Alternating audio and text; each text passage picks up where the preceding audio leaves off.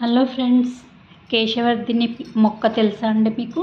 ఇది జుట్టు సమస్యలకి చాలా మంచిదండి. విత్తనంతో కూడా గ్రో చేయొచ్చు, ఇంకా కొమ్మల ద్వారా కూడా గ్రో చేయొచ్చు. ఇంట్లో అందంగా ఉంటుంది. మరి హైట్ పెరగకుండా చామంతి మొక్కల్లాగానే అలా గుబురుగా తయారవుతూ ఉంటుందండి. ఇలా చిన్న కుండీలో పెంచుకోవచ్చు. మన ఇంట్లో కొమ్మలు పెట్టినా కూడా వచ్చేస్తాయి. విత్తనాలు కూడా వేస్తే కొద్దిగా లేటుగా వస్తాయి.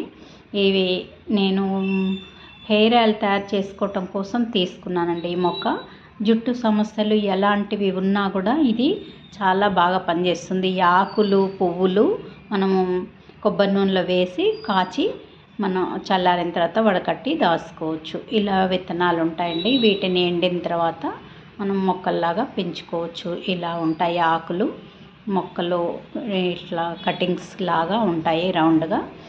ఇవి మనము విత్తనాలు తీసి వేసుకుంటే సరిపోతుందండి. హెయిర్ ఆయిల్స్ కోసం మనం బయట తెచ్చుకోవాలంటే ఇవి హెయిర్ ఆయిల్ కూడా దొరుకుతుంది, కానీ మనం ఇంట్లో పెంచుకుంటే ఈజీగా ఎప్పటికప్పుడు చేసుకోవచ్చు. ఒకసారి కనుక మనం మొక్క వేసుకుంటే మన ఇంట్లో ఎప్పటికీ ఉంటుందండి. ఈ మొక్క మన ఇంట్లో మంచి మెడిసినల్ ప్లాంట్ అనమాట. ఇంకొకటి ఉంటుంది కదా, అది భృంగరాజ్ అంటారు.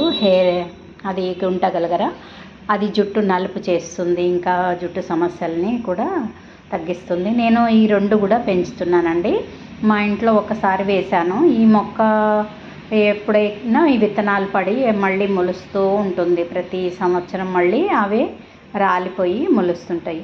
ఇవి అనేది విత్తనాలు వేసినా కూడా మనము ఇంకా పెద్దగా మెయింటెనెన్స్ ఏం చేయాల్సిన అవసరం లేదండి. మామూలుగా నీళ్లు పోస్తే సరిపోతుంది.